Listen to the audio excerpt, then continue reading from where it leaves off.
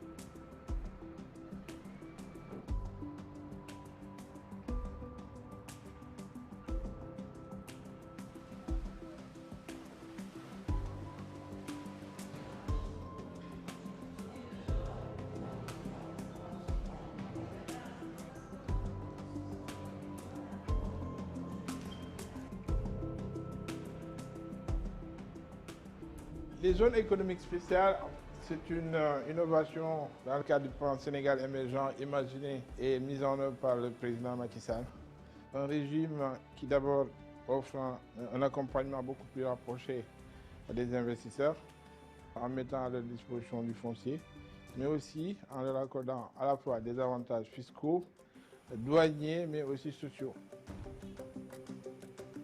Les zones économiques spéciales dans le cadre du plan Sénégal émergent constituent un des vecteurs les plus puissants de la transformation structurelle de notre économie, en favorisant l'accélération de notre industrialisation, de manière à créer beaucoup plus de valeur ajoutée, mais aussi à offrir beaucoup plus d'emplois massifs et structurels à notre jeunesse, mais aussi à réduire notre déficit de la balance commerciale. Un autre élément qui est fondamental et qui est essentiel pour les aides, c'est la création d'un hub à la fois logistique et industriel pour permettre au Sénégal de bénéficier des avantages qui sont offerts par le marché sous-régional d'abord, mais aussi continental dans le cadre de la ZLECAf.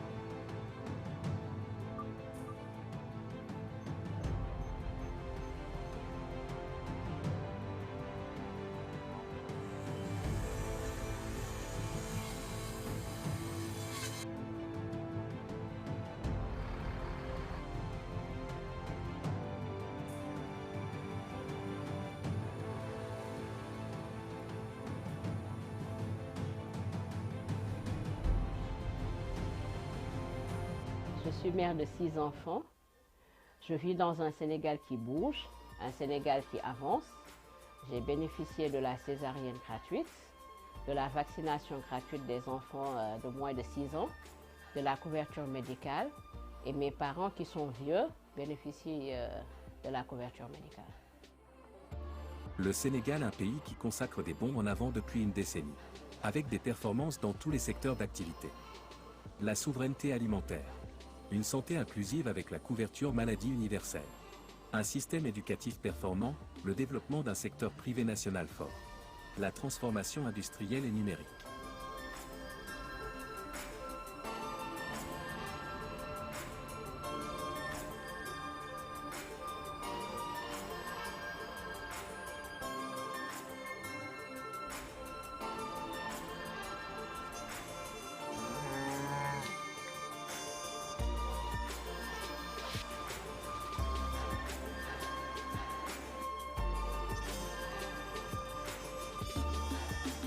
Avec l'exploitation du pétrole et du gaz, le Sénégal bénéficie d'une électricité à moindre coût pour les ménages et les industriels.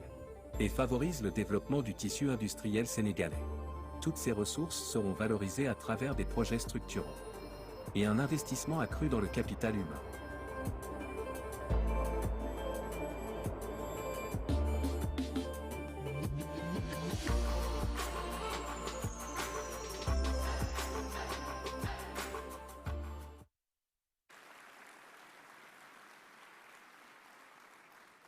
Excellence, un film vaut mieux toujours que le plus long des discours. Merci beaucoup.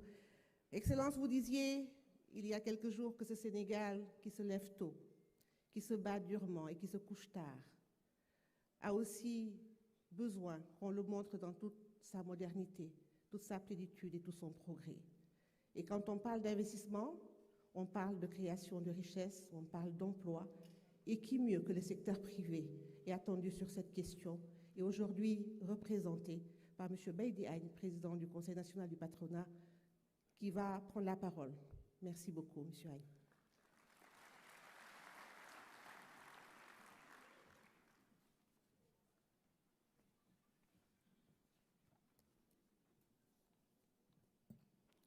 Excellences, Monsieur le Président de la République, Monsieur le Vice-président de la Côte d'Ivoire, Monsieur le Président de l'Assemblée nationale du Sénégal, Monsieur le Premier ministre du Sénégal, Monsieur le Président du Conseil économique, social et environnemental du Sénégal, Madame la ministre de l'Économie, Madame et Messieurs les ministres, Monsieur le Directeur général de l'APIX, chers invités, chers investisseurs. Le président Abraham Lincoln nous disait que l'homme d'État est celui qui pense aux générations futures et que l'homme politique se limite à la prochaine élection. Oui, Monsieur le Président de la République, la noblesse de votre gouvernance présidentielle, c'est d'avoir marqué ce lundi 3 juillet 2023 d'une empreinte profonde d'histoire, l'histoire de notre pays, le Sénégal, mais aussi l'histoire de l'Afrique et bien au-delà. Nous le savons, dans tous les pays du monde, une élection présidentielle suscite toujours intérêt, passion et convoitise. Quelle belle leçon de démocratie active, d'unité et de solidarité de tout un peuple que vous venez de donner lors de votre message à la nation.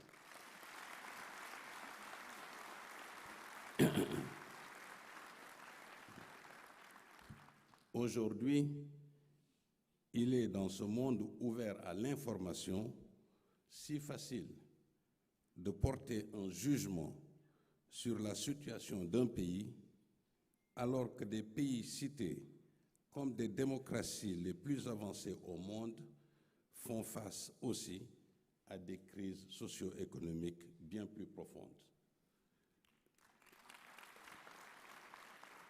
Monsieur le Président de la République, face aux enjeux de souveraineté économique et de défense nationale sans précédent, mais aussi d'ingérence étrangère, d'intolérance, de discrimination et d'obscurantisme, l'entreprise se souvient de la sagesse de vos paroles lors de l'audience que vous avez bien voulu nous accorder il y a quelques jours. Vous nous aviez dit, soyez rassurés, je ne ferai pas moins que mes prédécesseurs.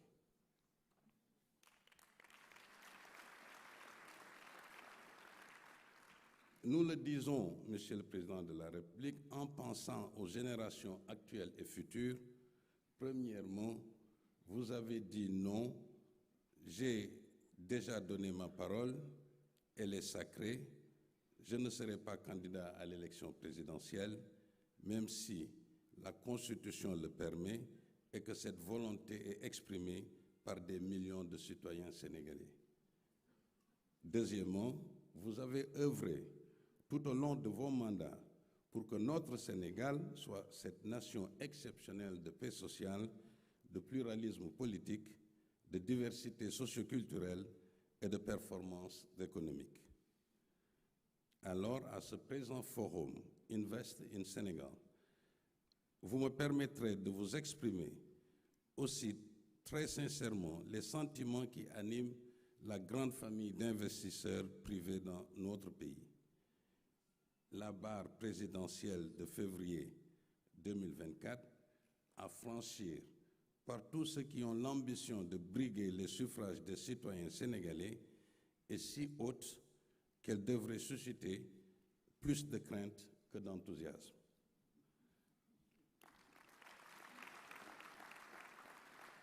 Comment ne pas citer la richesse de vos actes de gouvernance économique d'une grande portée historique? La loi sur le contenu local dans le secteur des hydrocarbures pour promouvoir le secteur privé national, l'accès des privés nationaux aux projets IPP dans le secteur de l'électricité, ainsi que dans les projets PPP d'infrastructures portuaires, pétrolières et gazières. Aussi, le nouveau code des marchés publics donnant enfin un statut à l'entreprise nationale, mais aussi réservant un pourcentage à l'actionnariat majoritairement féminin et une place aux jeunes. Les nombreuses réformes portant sur le climat des affaires, mais aussi sans oublier la réalisation d'infrastructures résilientes de dernière génération. Notre fierté est aussi de voir notre pays relever les défis de la transition numérique, de la nouvelle économie climat, de la gouvernance de ses ressources naturelles, de la mobilité économique et du dividende démographique à capter. Grand panafricaniste, vous avez changé le regard du monde sur l'Afrique, plus de respect et de considération à l'OCI, au G7, au G20, au Conseil de sécurité des Nations Unies, à la résolution de graves crises mondiales, notamment la crise russo-ukrainienne. Votre directive présidentielle d'organiser le premier forum Invest in Sénégal traduit votre volonté d'ouvrir davantage notre pays au monde économique, au regard de ses performances économiques, ses capacités productives, ses infrastructures de dernière génération, ses ressources humaines jeunes et productives, sans oublier sa stabilité sociale ainsi que sa position géographique carrefour de plusieurs destinations mondiales. Il s'agit pour nous d'insérer le Sénégal dans l'agenda des investisseurs étrangers et de contribuer à faire de Dakar un hub de services et d'attractivité de l'investissement direct étranger. Je dois dire qu'aujourd'hui, toutes les conditions sont réunies car notre pays dispose de l'écosystème global approprié. Mieux, des plateformes africaines ont déjà un œil ouvert sur ce que nous entendons réaliser. Je précise que notre projet vise la complémentarité et non la concurrence entre les places africaines existantes. C'est donc l'occasion pour le secteur privé sénégalais de souhaiter la bienvenue à son Excellence, Monsieur le Vice-président de la Côte d'Ivoire, Tchemoko Koné, et sa délégation,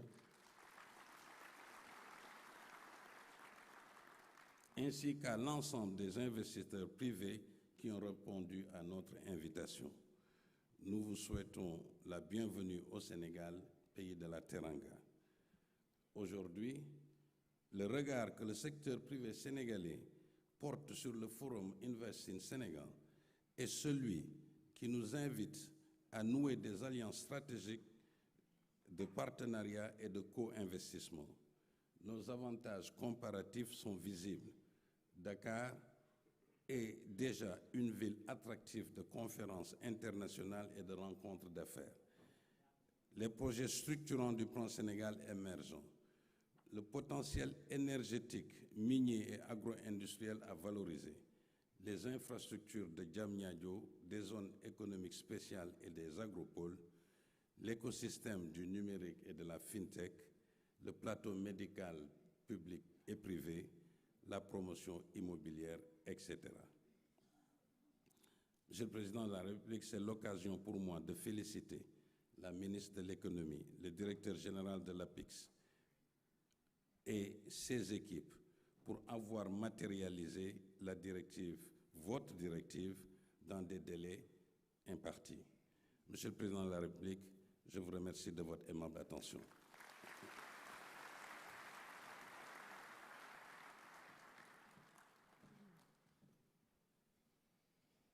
Merci beaucoup, Monsieur Baïdi Agne, remercié par le chef de l'État pour sa belle allocution. Merci beaucoup. Chers investisseurs, c'est vrai que quand le Sénégal invite, le monde y répond. Et nous devons beaucoup cette confiance à son Excellence, Monsieur le Président de la République du Sénégal. La parole est maintenant à Monsieur John Humphrey, commissaire de Sa Majesté le Roi Charles III pour le commerce. Monsieur Humphrey. Please.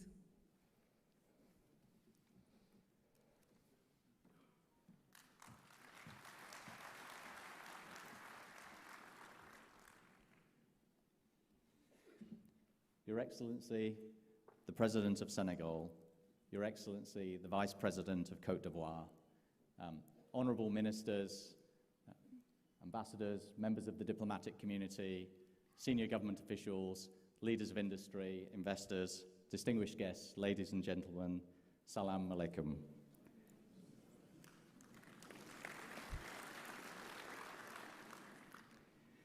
It's a great honour to be here today as the Trade Commissioner for Africa of His Majesty King Charles III, and I'm delighted to address you all before His Excellency, the President of Senegal, takes the stage. The UK is proud to be an institutional partner of this inaugural Invest in Senegal Forum, and I'm pleased to lead a 30-strong UK delegation of companies and representatives of our export and development finance institutions, all looking to invest here in Senegal. This marks my very first visit to this beautiful country and also to Francophone West Africa. And starting with Senegal, especially during this historic week, feels momentous and just so full of promise. The UK-Senegal partnership is in full expansion. Our relationship is based on deep respect and admiration, on shared values such as our commitment to democracy, peace and stability, and on our mutual interest and win-win partnerships. Senegal is an example for the continent and for the world, and there is an increasing interest in Senegal from British investors and from the British people. The economic relationship between our two countries is at the heart of this partnership, and this year we signed an ambitious economic MOU during Minister Andrew Mitchell's visit to Dakar in January. And in October, we look forward to welcoming a high-level delegation to the second London Investment Forum in Francophone Africa and to the UK-Senegal High-Level Political Forum. The trade relationship between the United Kingdom and Senegal has shown remarkable growth of 25% over the previous year, and this is a tangible demonstration of the burgeoning economic ties we share. It's also representative of our economic relationship with the whole continent. And I don't think many people realise this, but UNCTAD's latest figures show that the UK is the largest foreign investor in Africa with an investment stock of some $64 billion. Investment is a crucial part of our cooperation, and the United Kingdom has taken a prominent role as the largest foreign investor in Senegal's energy sector. And our commitment to the development of sustainable energy solutions is exemplified by significant investments made by UK companies. First and best known, British Petroleum has invested $5 billion in the shared Senegal and Mauritania GTA gas field, Senegal's largest offshore foreign direct investment and a project of national strategic importance. This investment will make a significant contribution to Senegal's future prosperity and the ability of the government to meet the development needs of its people. Second, Lekela's $300 million investment in the Tiber and Daye wind farm has boosted Senegal's electricity generation capacity by 15%, providing clean and reliable power to over 2 million people. And there are plans for further expansion of the wind farm and also a new battery storage project. As a measure of its success, Lekela has been sold and is no longer a British investment, but you'll forgive us if we continue to celebrate its achievements. Third, the UK government's development finance institution, British International Investment, formerly known as CDC, through its partner and infrastructure investor Meridiam, has made substantial investments in solar projects in Senegal. But British investment is not just in the energy sector. we're now also major investors in key infrastructure through BII, our export promotion agency, the UK Export Finance, and through the Private Infrastructure Development Group, which is 70% financed by the UK. BII's $1.7 billion partnership with DP World to build ports in Africa includes Senegal's new multifunction port of the future and is Senegal's largest onshore investment today, where BP is perhaps its largest offshore investment. A new concession will be created in which the state of Senegal will hold 40% of the shares and DP World the remaining 60%. And the port of Ndanye will enable the creation of over 20,000 jobs, as well as contributing to the wider economic growth of not just Senegal, but the whole region. UKEF has a pipeline of projects worth $1 billion for roads and sanitation, and PIDGE is looking for investments in Senegal's electric bus rapid transit project and has also invested in solar irrigation. As well as these investments, British companies such as West Africa Farms, Endeavour Mining and Helios Towers are also present in agriculture, mining and telecommunications. The companies represented in the trade delegation this week are also looking at other investments and sectors. So please come and hear us in our side event tomorrow. Furthermore, the establishment of the UK's new Developing Countries Trading Scheme, DCTS, which went live just a few weeks ago, will facilitate further trade between our nations, and Senegal will benefit from duty-free and quota-free access into the UK for all goods except for arms, stimulating economic growth and fostering a favourable trade environment.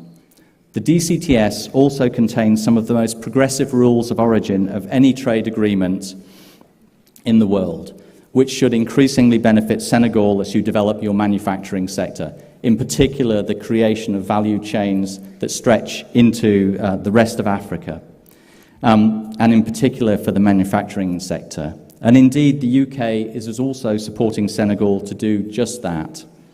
Our Manufacturing Africa programme aims to create jobs through promoting foreign direct investment in the manufacturing sector.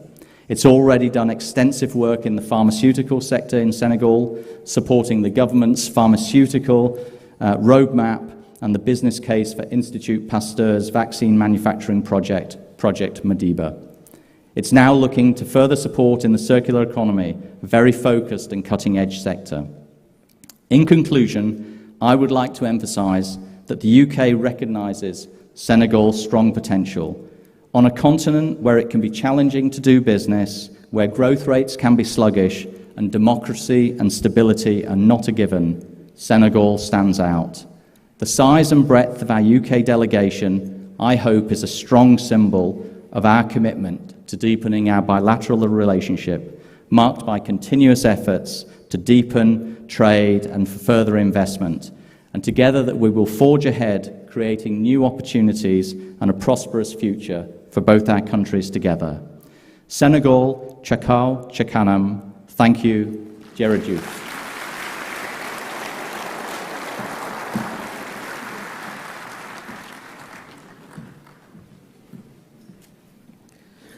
Chakao Chakanam dit si joliment par M. John Humphrey, commissaire de Sa Majesté le Roi Charles III pour le commerce.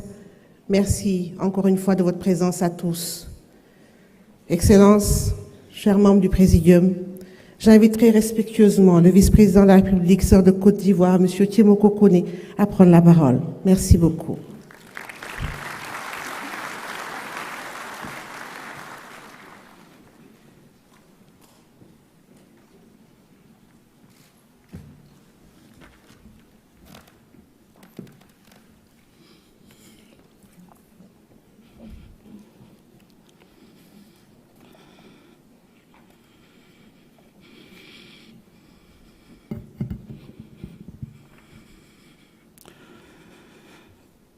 Excellences, Monsieur le Macky Sall, Président de la République du Sénégal, Mesdames et Messieurs les chefs des institutions de la République du Sénégal, Mesdames et Messieurs les ministres, Mesdames et Messieurs les membres du corps diplomatique, Mesdames et Messieurs les représentants des institutions internationales, Mesdames et Messieurs les représentants du secteur privé national, régional et international, Mesdames et Messieurs les investisseurs, Mesdames et Messieurs, c'est pour moi un insigne honneur et une grande joie de me retrouver ici aujourd'hui à Dakar, au Sénégal, pays de la Teranga, pour représenter son Excellence M. Alassane Ouattara, président de la République de Côte d'Ivoire, à l'occasion de la tenue du premier forum des investisseurs du Sénégal. Je voudrais, à cet égard, exprimer toute ma gratitude à son Excellence M. Macky Sall, président de la République du Sénégal, pour l'accueil chaleureux et l'hospitalité généreuse dont la délégation qui m'accompagne et moi-même jouissons depuis notre arrivée à Dakar.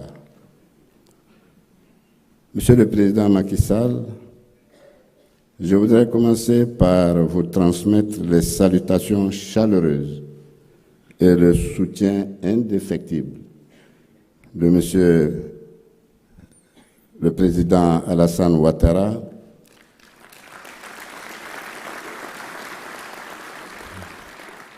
votre frère, qui est honoré d'avoir été choisi en qualité d'invité d'honneur à cet important forum économique. Le président Alassane Ouattara aurait bien voulu être ici avec vous en vue d'apporter sa contribution et son soutien à cette heureuse initiative de promotion des potentialités et des opportunités d'investissement dont regorge votre beau pays. Mais les devoirs inhérents à sa charge l'en ont empêché et il m'a donc demandé de le représenter et de vous transmettre ses vœux de plein succès pour cet important forum et toute son admiration. Dans le message qu'il m'a demandé de vous délivrer,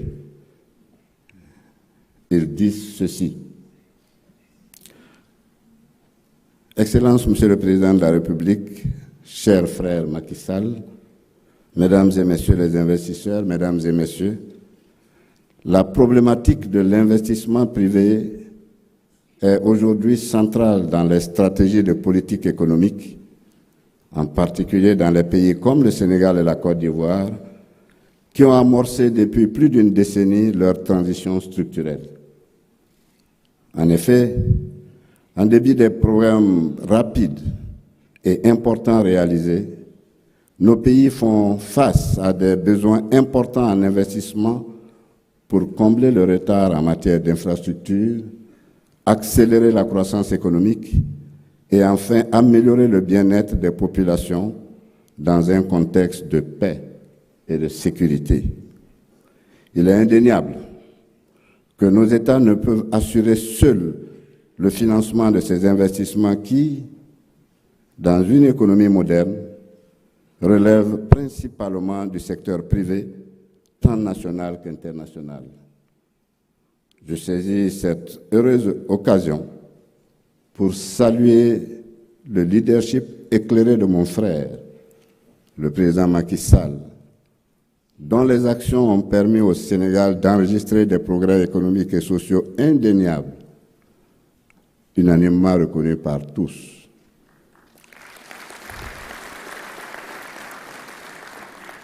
La tenue de ce forum qui traite de la problématique de l'investissement au Sénégal est la traduction du succès des politiques mises en œuvre par le gouvernement sénégalais sous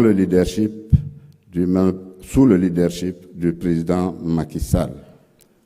Je voudrais également saluer le président Macky Sall pour avoir honoré tout notre continent au cours de son mandat à la tête de la conférence des chefs d'État et de gouvernement de l'Union africaine dans un contexte international et continental marqué par d'importants défis.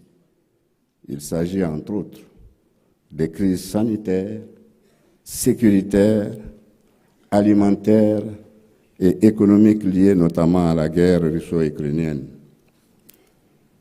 Convié la Côte d'Ivoire, en tant qu'invité d'honneur à cet événement de ce jour, est un témoignage éloquent des relations solides d'amitié et de coopération qui lient nos deux pays. C'est également la traduction de notre volonté commune d'approfondir une coopération économique bilatérale à haut potentiel. La Côte d'Ivoire et le Sénégal se positionnent aujourd'hui parmi les économies les plus dynamiques d'Afrique, grâce à des politiques économiques vigoureuses et à des réformes ambitieuses. Nos deux pays enregistrent une croissance soutenue et diversifiée. Ces performances économiques en font également les moteurs économiques de la zone UMOA, avec une contribution combinée d'environ 60% du produit intérieur brut. La complémentarité de nos économies offre des opportunités mutuellement bénéfiques en vue de répondre aux défis de la maîtrise des chaînes de valeur locales, sous-régionales et internationales de nos matières premières. J'invite et encourage les investisseurs nationaux et étrangers ici réunis à saisir ces opportunités. J'encourage en particulier les acteurs économiques sénégalais et ivoiriens à nouer des partenariats fructueux à travers des investissements soutenus par des capitaux privés des deux pays. Excellences, Monsieur le Président de la République, Mesdames et Messieurs, je voudrais saluer l'organisation du Forum Investir au Sénégal, qui constitue un cadre de rencontre direct entre le Sénégal et ses partenaires économiques. Ce forum se propose de mettre en exergue une économie sénégalaise moderne, dynamique et en pleine expansion, malgré les effets conjugués du réchauffement climatique, de l'insécurité dans le Sahel et de l'inflation généralisée, liée notamment aux retombées négatives de la guerre en Ukraine. Dans ce contexte, je voudrais me féliciter des efforts déployés au sein de nos communautés économiques sous-régionales pour rechercher et consolider la paix et la sécurité dans notre sous-région. Excellences, Monsieur le Président et chers frères, Mesdames et Messieurs, l'actualité économique récente nous conforte dans notre conviction de mutualiser nos efforts pour accélérer l'intégration régionale.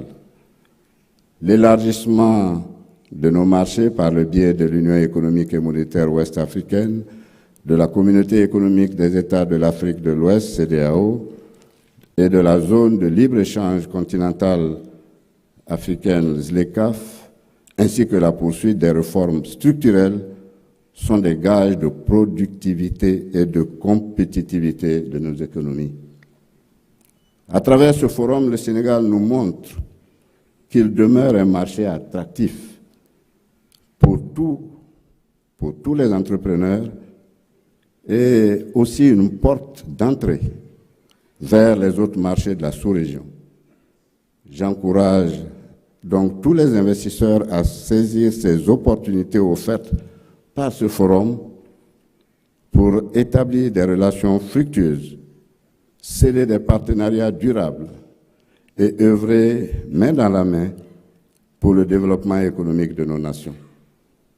Pour conclure, je voudrais réitérer mes vives félicitations au président Macky Sall et au gouvernement sénégalais pour le succès déjà assuré de ce premier forum des investissements au Sénégal. Excellences, Monsieur le Président Macky Sall, Mesdames et Messieurs, tel est le message que j'ai eu l'honneur et le privilège de porter au nom de son Excellence M. Alassane Ouattara, Président de la République de Côte d'Ivoire, invité d'honneur pour ce forum. Je voudrais souhaiter en son nom un franc succès au forum, investir au Sénégal et en profiter pour vous remercier pour votre aimable invitation.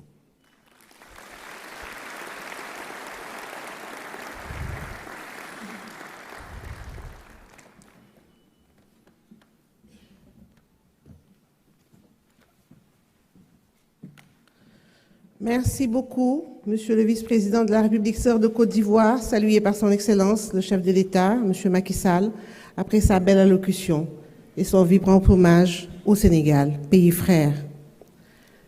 Permettez-moi, Excellence, de vous inviter très respectueusement à rejoindre le pupitre afin de vous adresser à vos invités à ce premier forum international Université du Sénégal.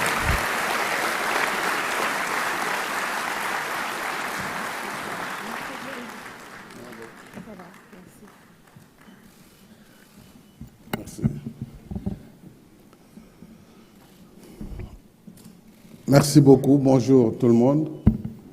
Je voudrais vous remercier pour cette présence massive ce matin dans ce forum Invest in Sénégal. Excellence, Monsieur le vice-président de la République sœur de Côte d'Ivoire, cher Tiemoko Mele Koné, Monsieur le représentant de Sa Majesté Charles III, roi du Royaume-Uni,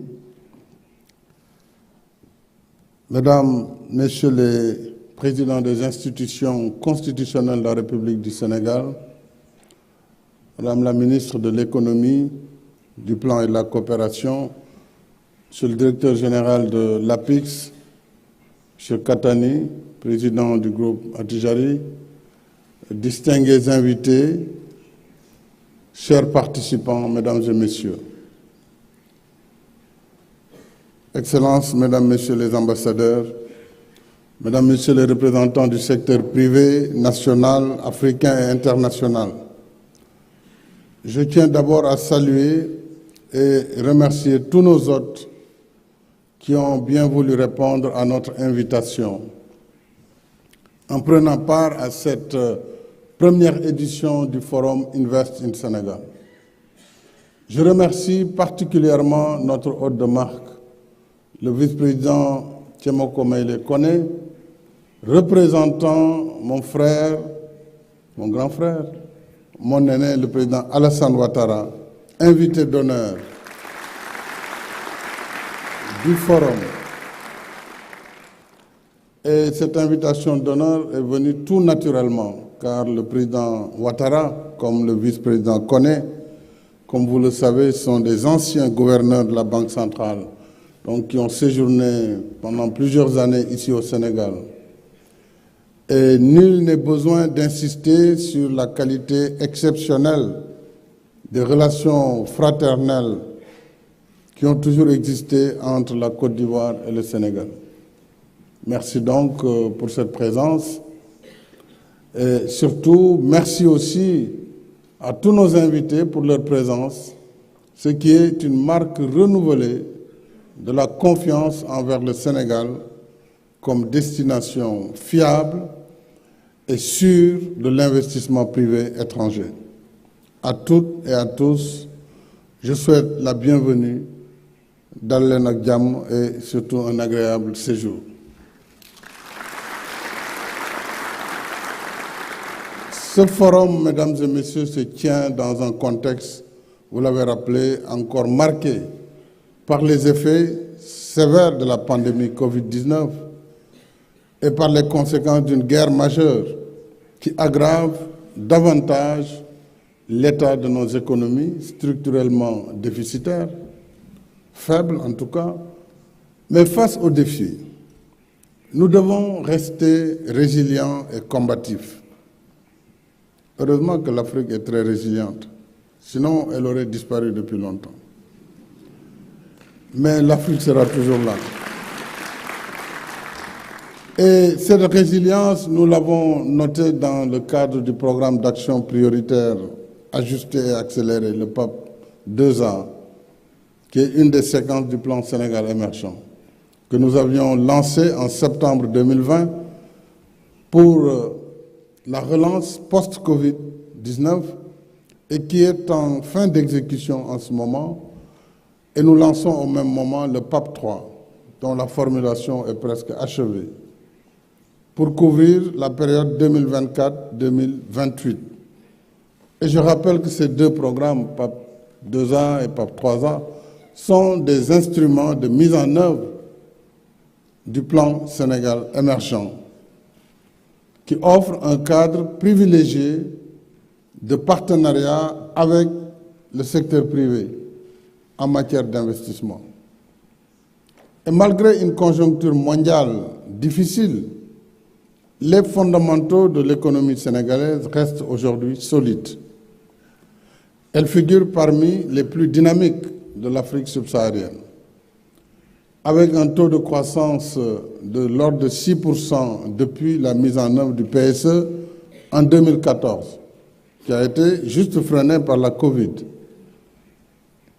Aujourd'hui, grâce aux perspectives d'exploitation de nos ressources pétrolières et gazières, nos projections de croissance sur 2023 vont aller au-delà de 8%.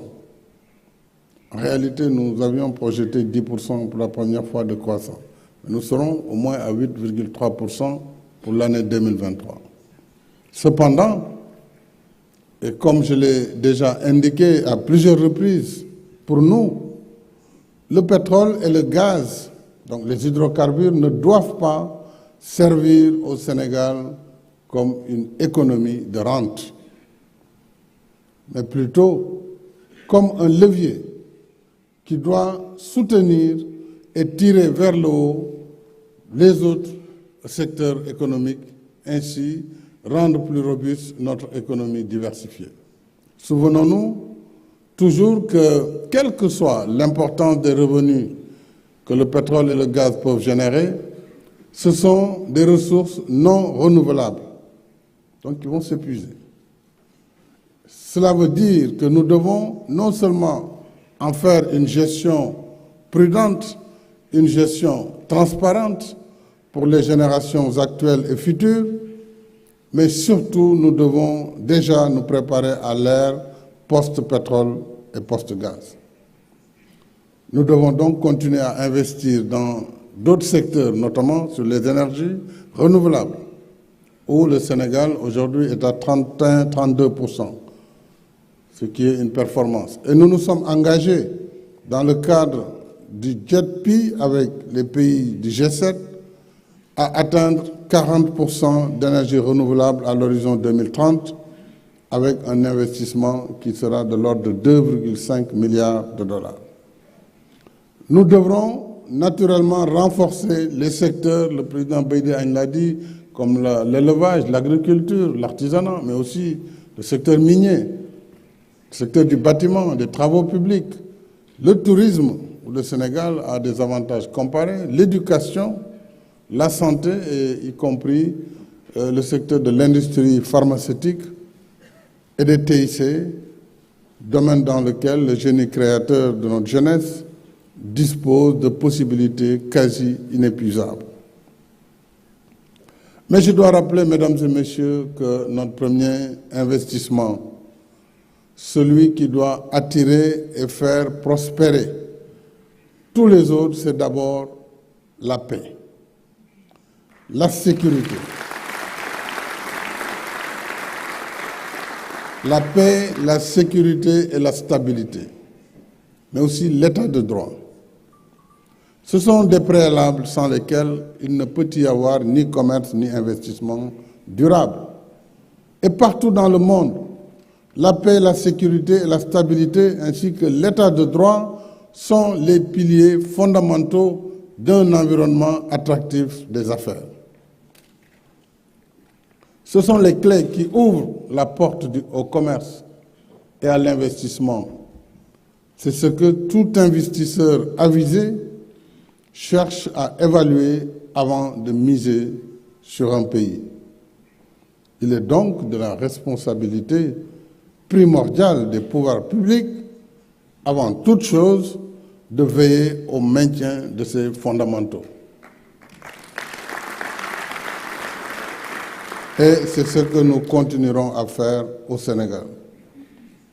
Ces préalables réunis, il s'agit aussi de créer et de maintenir un standing national qui tend vers les standards internationaux.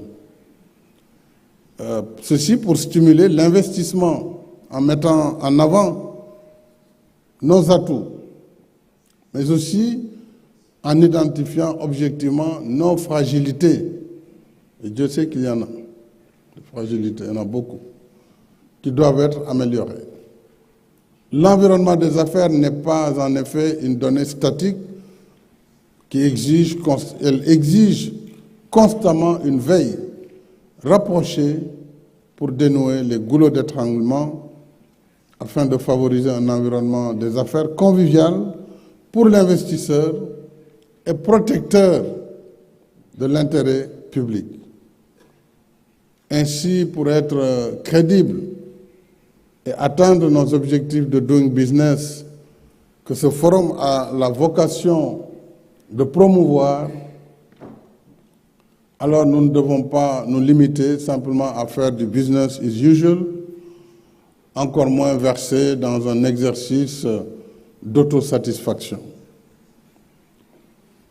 Au Sénégal, le Forum Invest, j'allais dire, doit s'inscrire dans une logique de perfectionnement devant permettre au pays de délivrer de meilleures performances en restant à l'écoute des partenaires du secteur privé et en intégrant les meilleures pratiques qui se font ailleurs.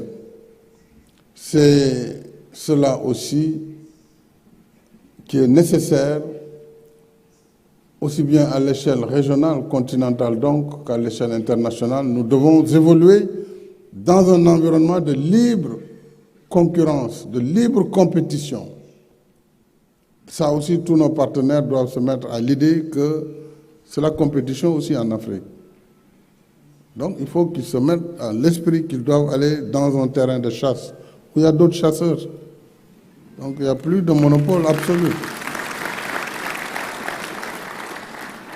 Nous devons faire l'effort d'être attractifs et d'être en mesure d'attirer, mais ceux qui viennent aussi, qu'ils comprennent que les terres conquises, c'est fini. Donc maintenant, on va à la compétition. Et les règles sont égales pour tous. Voilà ce que je pense être utile pour nous, pouvoir public, mais aussi pour les investisseurs, qui puissent exiger que nous interrogions nous-mêmes nos méthodes et nos procédures. Ça sont le gouvernement et les services publics, que nous interrogions nos méthodes, nos procédures, afin qu'elles ne soient pas des obstacles à l'investissement privé. Je pense que le Sénégal fait des efforts, mais il y a encore beaucoup d'efforts à faire pour lever toutes les contraintes qui ne soient pas des freins au commerce et à l'investissement. Time is money, disent les Anglais. C'est un dicton. Et l'investisseur n'a pas de temps à perdre dans la bureaucratie et les procédures et autres formalités indues.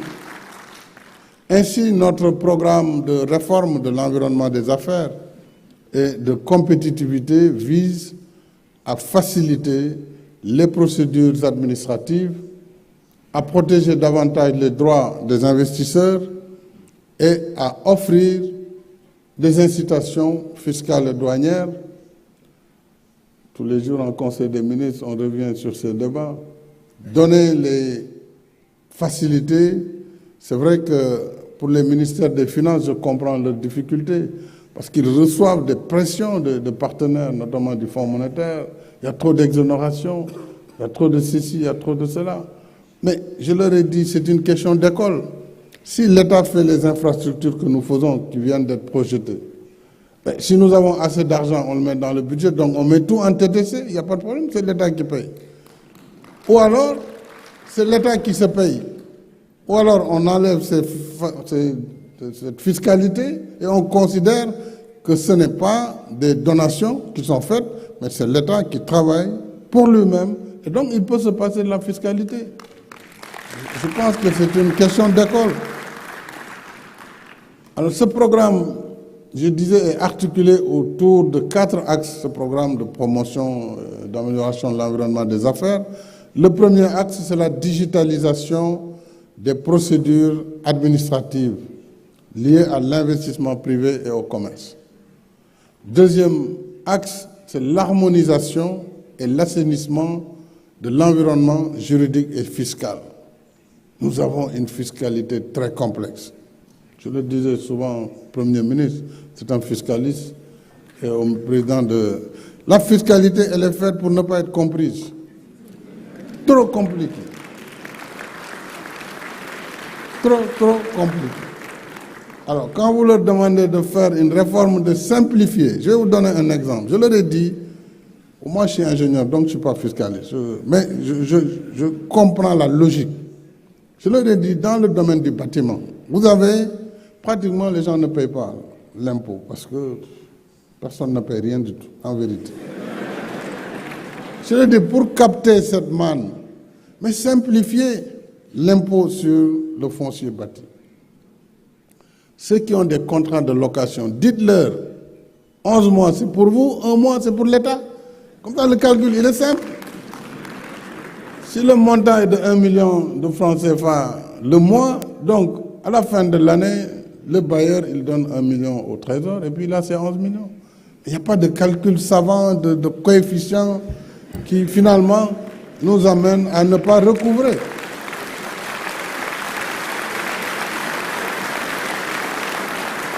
Bien sûr, il faudra du courage pour les services, parce que c'est de grandes corporations qui ont fait des études très importantes, donc ils ont besoin de prouver chaque fois que les études...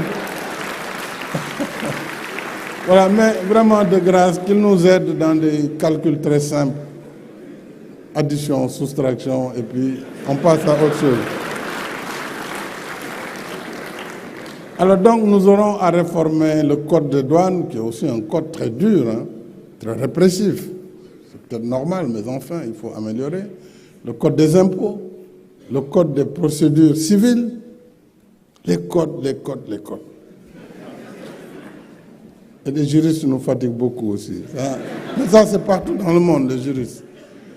Alors, troisième axe, c'est l'amélioration de la compétitivité des facteurs de production. Alors c'est là où bientôt le Sénégal aura des avantages comparatifs avec l'arrivée du gaz, le gas to power, le développement des énergies renouvelables pour rendre notre électricité beaucoup plus compétitive, donc l'économie plus compétitive de façon générale. Les facteurs aussi tels que le foncier, et grâce au développement des zones économiques spéciales, nous pourrons mettre à disposition du foncier pour ceux qui veulent investir, mais pas du foncier aussi pour ceux qui vous amènent des projets PowerPoint, pour avoir le foncier, s'arranger pour avoir un titre foncier et en faire de l'argent cash. Ça, on ne peut pas non plus, il ne faut pas favoriser ce genre d'opération. C'est pourquoi j'ai dit, même pour les 100 000 logements, quand vous donnez 50 hectares, 100 hectares, il faut une clause. Si dans 4 ans, rien n'est fait, on reprend notre terrain. Il faut que ce soit clair. On ne va pas non plus geler les zones, le foncier national pour des gens qui ne vont pas investir, qu'ils soient nationaux d'ailleurs, comme étrangers. Sur ce plan, je pense qu'il nous faut préserver le patrimoine foncier, mais il faut mettre le foncier à la disposition de ceux qui veulent entreprendre et investir. Quatrième axe, et non des moindres, c'est la promotion de l'investissement à fort impact dans les pôles de développement, les pôles urbains comme Diamniadio. Il y a 10 ans exactement, il n'y avait rien ici. Et tout ce que le film a montré date de moins de 10 ans, 7 ans. Donc cet investissement est important et pour cela, il faut aussi un nouveau cadre juridique sur les partenariats publics-privés et nous venons de le faire. La loi sur le contenu local, vous l'avez rappelé, M. Agne, pour soutenir le secteur privé national. Et il m'a fallu beaucoup me battre pour permettre que le IPP puisse être fait par des Sénégalais. Ça a été très difficile. Bon, mais c'est fait. Parce que j'ai dit, c'est un choix souverain de politique. C'est une préférence nationale. On va les pousser, on va voir. Ils ont pu, finalement, avec beaucoup de dextérité, de difficultés, finalement, avec 2 IPP, un de 300 MW, je crois que c'est West Africa Energy, et un autre de 250 Ndar Energy. Voilà, pour la première fois, des Sénégalais pourront être des investisseurs dans le cadre du pétrole. Et ça, donc je parle de 500 mégawatts, mais sur 1500 et quelques, il y a Alain Ebobissé qui me regarde, Africa 50, qui est aussi notre partenaire. Je le salue avec la centrale de Malicounda et d'autres centrales solaires. Mais c'est bien, il faut que les nationaux aussi soient aidés. C'est pourquoi je prône le développement de la co-contractance et non seulement de la sous-traitance. Voilà. Mais j'ai toujours appelé notre secteur privé national aussi à se mettre en consortium. Si chacun va avoir sa petite unité, PDG de quelque chose comme ça, c'est rien du tout. Mieux vaut être membre d'une grande entreprise où au moins vous avez des dividendes qui tombent à la fin de l'année. Donc je pense qu'il y a des efforts qui sont faits, surtout dans le oil and gas, et ça va aider à renforcer les capacités de notre secteur privé national, du secteur privé africain qu'il faut susciter, parce qu'il y a de l'argent en Afrique.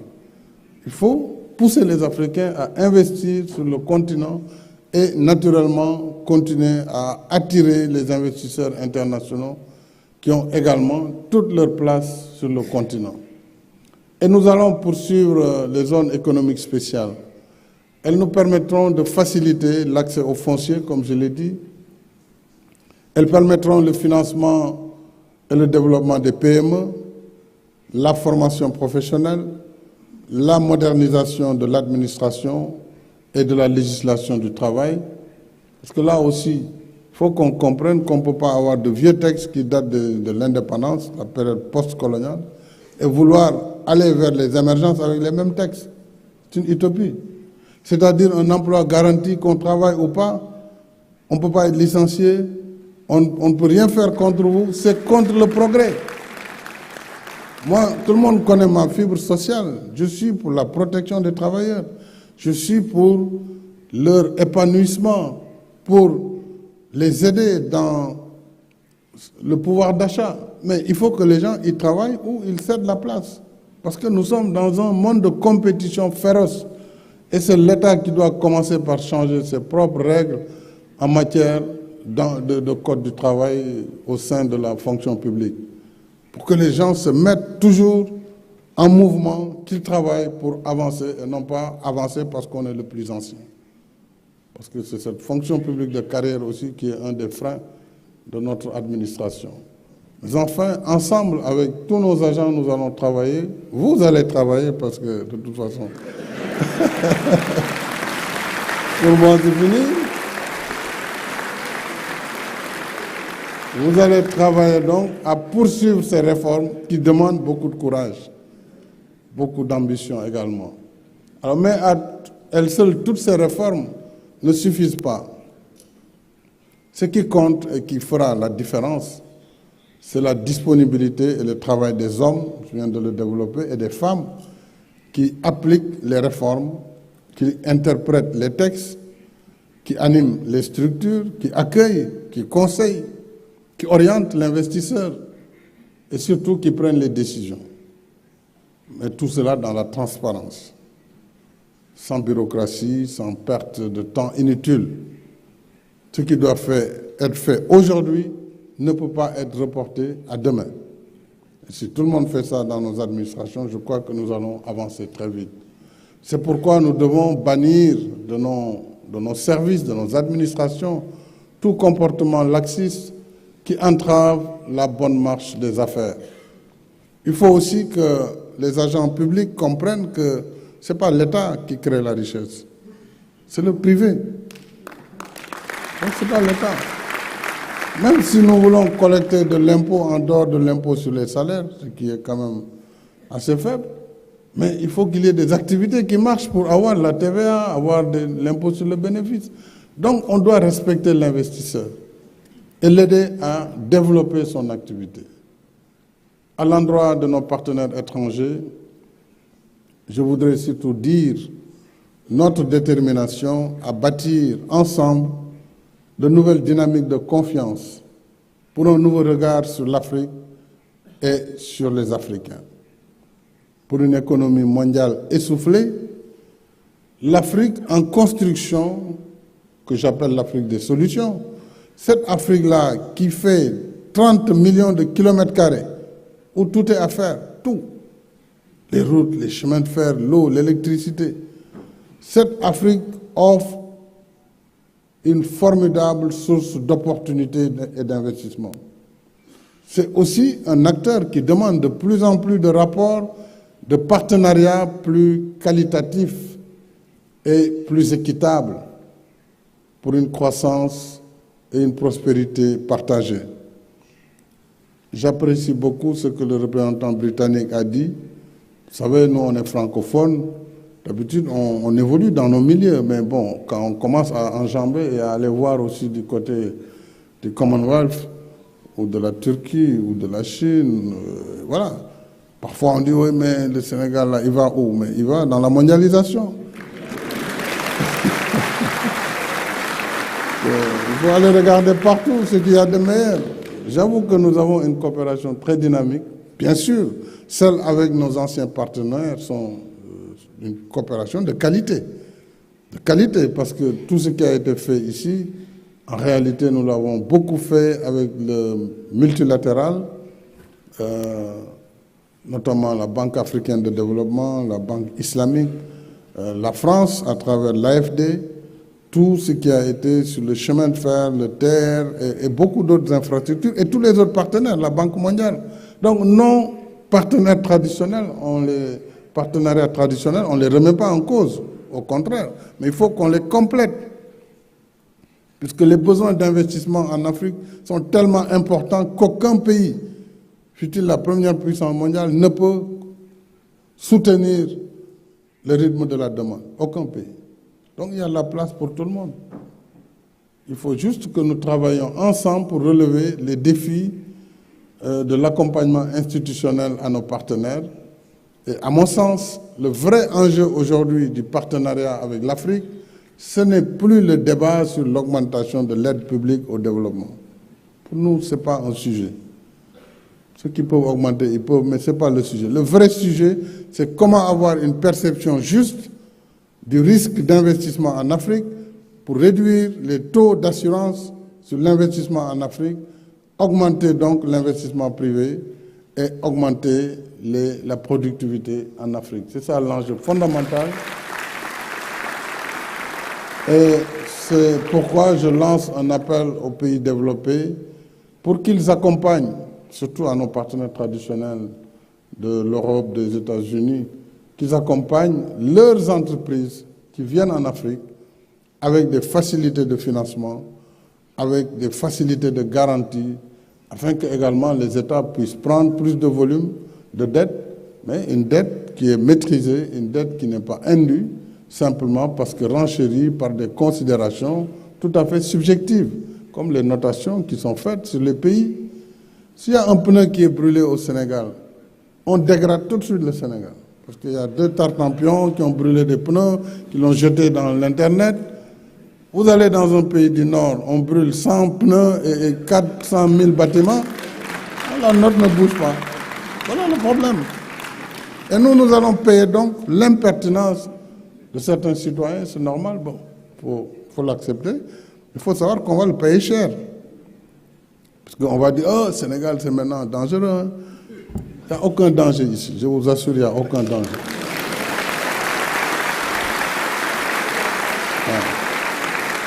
Mais le combat, c'est ça, changer la perception sur les risques en Afrique. Si on le fait, vraiment, c'est gagnant pour vous, c'est gagnant pour les partenaires, c'est gagnant pour les pays et c'est gagnant pour l'Afrique.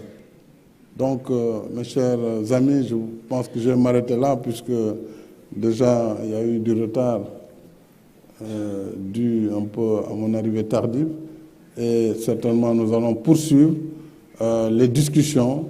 Je suis en tout cas très heureux de pouvoir vous donner l'assurance que le Sénégal se prépare à accueillir l'investissement privé et dans le PAP 3 justement, l'essentiel des besoins vont être orientés dans l'investissement privé pour le Sénégal et je vous remercie de votre aimable attention.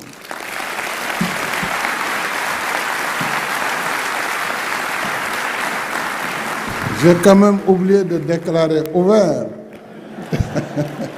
Je déclare ouvert donc les travaux du Forum Invest in Sénégal. Je vous remercie.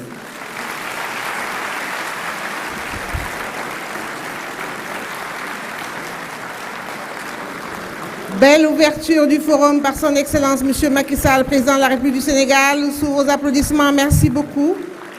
Nous allons rester en salle pour installer le panel présidentiel dans quelques minutes.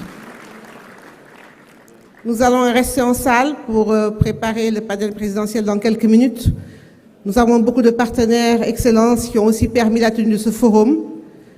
BOAD, CDC, DP World, ICIEC, IFC, UK Embassy, UK International Development, AIBD, Total Energy, SUMA, ASGC, SF Capital, Fonds 6, Africa 24, beaucoup de confrères et de groupes de la presse sénégalaise, AIM Congress, BP, DER, Sonaget, CFAO, CGF Bourse, CGF Gestion, FGI Bourse, Marsa Maroc, GIZ, Huawei, Meridiam, Petrosen, Proxiat, Riyad Premium, Certem, Sogip, Teranga Group, Wave, Groupe Kiren, Batimat, Kiren Mobile, Delta Medical, Talenta Group. J'ai besoin de vos applaudissements pour avoir du souffle. 3MD Énergie, Chargel, Boss, Sojufisc, Anna, Yango, Ministère du Tourisme, Sonatel, La Colombe Group. Tous installés Excellence en face dans le très beau centre des expositions et dans de très beaux stands. Merci beaucoup. Un autre film réalisé dans l'esprit d'accompagnement de ce forum vous est proposé pour 3 minutes avant d'installer le panel présidentiel. Merci.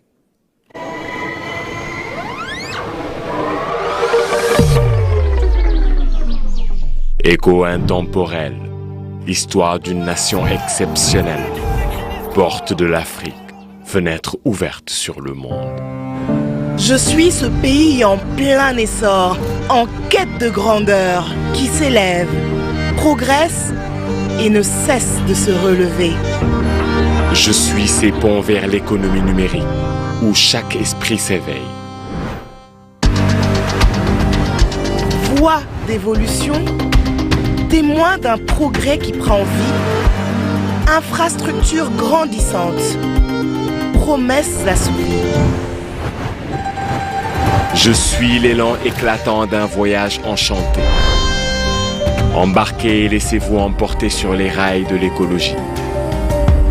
La promesse de durabilité pour les générations futures.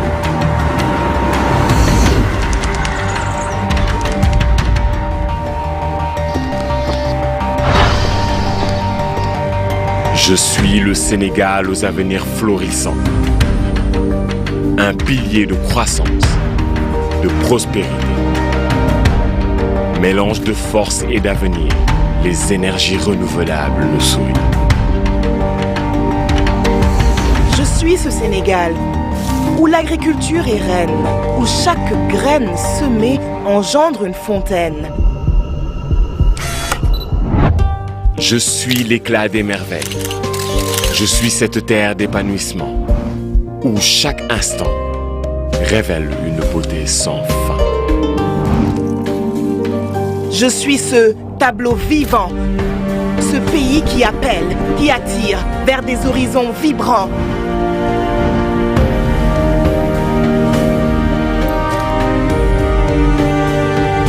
Soif de savoir et quête de connaissance, là où la santé s'élève, les espoirs se dessinent. Je suis cet élan, cette énergie inépuisable qui unit les cœurs, les esprits, les intouchables. Je suis le Sénégal. Infrastructure géante, temple de nos victoires futures, un peuple de gagnants.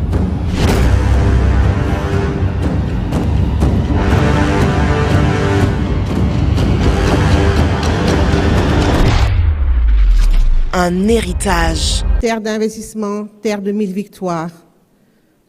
Excellence, en face, au centre des expositions, il y a de magnifiques stands de nos partenaires qu'on a pu aussi avoir grâce au soutien des structures d'appui, de la SOGIP et bien sûr de l'administration sénégalaise avec tous les ministères impliqués. Merci beaucoup. Excellence, vous savez que j'aime beaucoup officier comme master of cérémonie quand vous êtes là, mais permettez-moi de finir cette première partie en votre présence et de céder la place à mes brillants confrères Diarra Ndiaye de RFI et Alan Kazuka de BBC pour installer le pavillon présidentiel et continuer la matinée avec vous. Merci infiniment.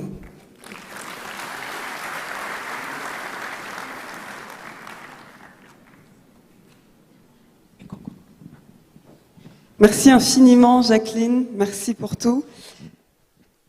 Son Excellence, Monsieur Macky Sall, président de la République du Sénégal, Excellence, Monsieur le vice-président de la Côte d'Ivoire, Tiemoko Okone, Mesdames et Messieurs les ministres, Mesdames et Messieurs en vos rangs, grades et qualités, bonjour et soyez la bienvenue au Forum Investis Sénégal. C'est Diarra Ndiaye, je suis journaliste à Radio France Internationale et je suis aux côtés de mon confrère Alan Kazuja, qui est confrère de la BBC et qui m'accompagnera pour cette session présidentielle. Ensemble, nous allons aborder les questions autour de l'investissement privé, autour des opportunités d'affaires que représente notre pays, le Sénégal, mais aussi ce que représente l'espace UEMOA et CEDEAO dans ce contexte-là. Alan, je vous passe la parole quelques instants pour vous présenter. A very good morning to you, ladies and gentlemen. Again, my name is Alan Kasuja. I present Africa Daily, which is the most influential podcast on African issues on the BBC World Service. It's good to be here, good to be back in Senegal. And today, I'd like to introduce to you the members of the panel that we shall be discussing with today. I'd like to first of all introduce Gordon Birrell, who is Executive Vice President, Production and Operations from BP. Let's give him a round of applause. We also have with us today Mohamed El Ketani, President and Director General of Attijari Wafa Bank. He knows where the money is. He'll be telling us how to get to it. And then we also have Suhail Albana, who is the Executive Vice President for projects, or international projects for that matter, from DP World. They're doing a lot of big work across the world, literally.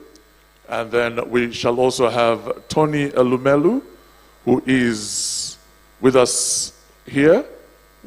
No, he's not with us right now, but hopefully we shall engage with him later. And Olivier Buyoya, Director for IFC for West Africa, and Olivier Buyoya is the Regional Director. Good to have you here. Merci infiniment. Alors, on a 40 minutes. C'est vrai que c'est peu. On a beaucoup de choses à dire. Néanmoins, nous allons aborder une discussion intéressante avec les panélistes ici présents. Et je vais vous poser une question à vous, Monsieur le Président de la République. Vous avez fait 2 mandats avec un bilan à défendre. Vous avez fait le choix de ne pas repartir pour un 3e mandat. Bravo, nous en sommes fiers.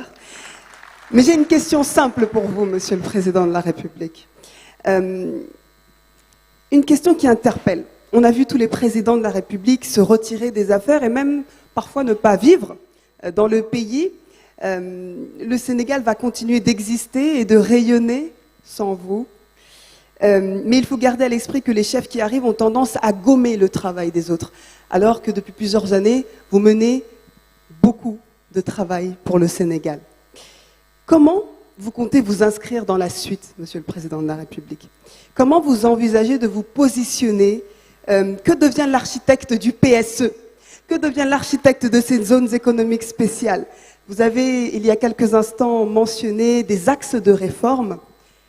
J'ai presque envie de vous demander finalement, est-ce que vous serez dans la collaboration avec le successeur, quelle que soit même la couleur politique? Merci.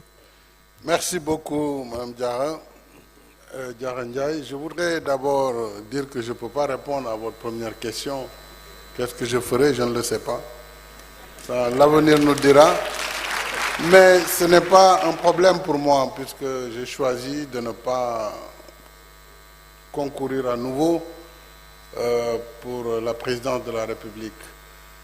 Mais ce qui est sûr, c'est que je serai à la disposition de celui qui sera élu ou celle. Bon, ça dépend de ce que les Sénégalais feront. En tout cas, du futur président de la République, s'il a besoin de mes conseils, bien sûr. S'il n'a pas besoin, moi, je vais me reposer et faire autre chose. Donc, je crois qu'il y a beaucoup de choses à faire après la présidence de la République. Maintenant, moi, j'ai gardé tout ce que j'ai trouvé de positif que mon prédécesseur avait fait. Il avait des projets comme la case des tout-petits, on l'a renforcé, et il avait fait le plan Sésame, qui était le plan d'appui pour le troisième âge. On a renforcé, il avait commencé l'aéroport international Blaise Diagne à 30%, je l'ai terminé. Je lui ai donné le nom du stade en face de ce centre, qui a le nom du président Abdou Diouf. Donc, je pense que la suite devrait être de la même temporalité, c'est-à-dire reconnaître ce qui est positif. Maintenant, chacun qui vient, il a sa marque, pourra toujours apporter sa contribution, mais parfois, oui, les chefs d'État, après leur service, ils quittent le continent. Moi, je ne quitterai pas le continent, ça je peux vous le dire. Voilà. Je resterai au Sénégal et en Afrique, ça c'est certain. Donc pour le reste, l'avenir nous édifiera. Merci Monsieur le Président de la République. Le Forum Invest in Sénégal, et c'est un événement qui tombe bien. Les investisseurs, le monde nous regarde aujourd'hui. Que dire justement à l'endroit de ce monde qui nous regarde pour encourager et favoriser les investissements de demain au Sénégal? C'est pour moi toujours. Non, je laisse mon aîné, le vice-président. À votre... Le vice-président va répondre certainement. C'est un grand économiste, donc il pourra répondre à ce sujet. Peut-être vous pouvez lui reformuler la question.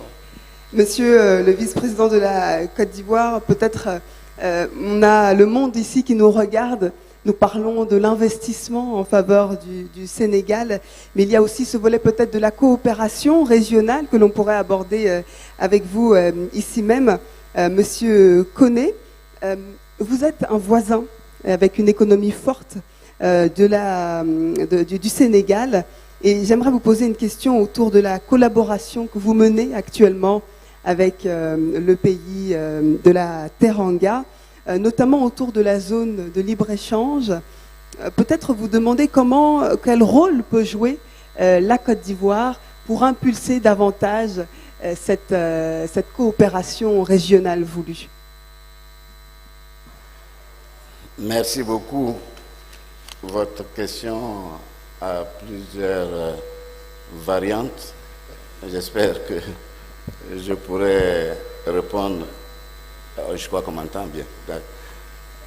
D'abord, la première question sur la coopération avec le Sénégal. Je crois que tout à l'heure, dans l'adresse que j'ai faite, j'ai indiqué que cette coopération est essentielle. Elle se fait de la manière la plus forte et la plus bénéfique possible pour les populations ivoiriennes et du Sénégal. Je ne pourrais pas donner peut-être beaucoup de chiffres, mais 2 petits chiffres pour dire tout simplement où ça en est. Si mes souvenirs sont exacts, en 2018, les transactions entre le Sénégal et la Côte d'Ivoire étaient de l'ordre de 140 milliards de francs CFA. Pour vous montrer que ça va très rapidement, en 2022, encore si mes souvenirs sont bons, nous sommes autour de 230 milliards de francs CFA de transactions. Ce qui veut dire que ces taxes fonctionnent bien. Il y a beaucoup d'échanges entre le Sénégal et la Côte d'Ivoire. Et je l'ai dit tout à l'heure aussi, le Sénégal et la Côte d'Ivoire, dans l'UMOA, font à peu près 60% du PIB, ce qui est largement confortable. Alors, au niveau de l'ouverture et de ce que nous attendons, je crois que le président Macky Sall a donné tout à l'heure une image que j'ai retenue et que je trouve extraordinaire. Que ce soit la ZLECAf, que ce soit la CEDEAO, que ce soit l'UMOA, c'est des nouveaux terrains de chasse avec des étendues beaucoup plus importantes, avec peut-être beaucoup plus de gibier. Et il faut peut-être que nous nous préparions et que nous puissions aller occuper ces terrains de chasse, chasser le mieux qu'on peut faire, parce que c'est les résultats de cette chasse dont nos populations ont besoin pour conforter leur quotidien et prévoir aussi leur avenir. Alors, ça demande, j'ai pas fini, ça demande beaucoup d'efforts. D'abord, le terrain de chasse doit être équipé pour contenir tout le monde. La ZLECAF, on doit faire des réformes importantes pour mettre en place tout le dispositif qui peut permettre justement au pays de pouvoir commercer et de vendre ce qu'ils produisent dans les meilleures conditions et d'acheter ce qu'ils ne produisent pas au meilleur prix, parce que c'est cet équilibre qui permettra le développement harmonieux de nos pays. Voilà ce que je peux répondre pour l'instant. Merci. Right. Let's give them all a round of applause, ladies and gentlemen. Personally, it's always great to come back to Senegal. I think Senegal is a country that Africans can be proud of. I think it's made significant strides, and every time I come here, there is something new. There's so much going on. I've watched the emergence of this general area, because the very first time I came here, it didn't exist. Now look at what's going on. So it's really good to be back in Senegal. And I just want to, first of all, start with you, Gordon Birrell, in one quick sentence. I want to hear what you're doing in Senegal at the moment. And then I'll come to, I just want to hear, what are you doing in Senegal at the moment? Thank you for the question. Excellency President Macky Sall, Excellency Vice President of Côte d'Ivoire, Ministers, distinguished guests, in perhaps more than just one word, what we are doing. The energy landscape in the world in the last 3 years has changed dramatically. We believe in BP, what the world needs, what consumers need, what the customers need, what populations need is affordable, ever lower carbon and ever more secure energy. Okay, so just bear with me. The reason I'm asking for one sentence is because I'm coming to you to give you an opportunity to expound on that. But is that what you're concentrating on right now? We are concentrating right now on developing the world-scale gas fields that Senegal and Mauritania have offshore, in particular the GTA Phase 1 project, which we are very close to completing. That is what we are absolutely focused on. In addition, Yakar Teranga, a field which is also offshore Senegal, which we are in discussions with Petrosen about. That's very good, and we shall be discussing what your experience has been here and elsewhere in the region in a moment. But I also want to hear from Mohamed El Katani. He owns a big bank, one of the biggest in Africa, award-winning. Does this mean that you're actually spending money on the continent? Are you giving projects money? Is this why you are also in Senegal? Are you funding any projects in Senegal at the moment? Sorry, I'm catching them a bit off guard, but that's fine, they can handle this.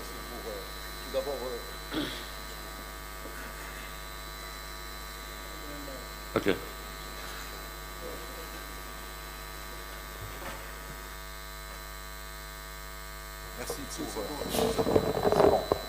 These are the microphone. Merci pour cette question. Voilà.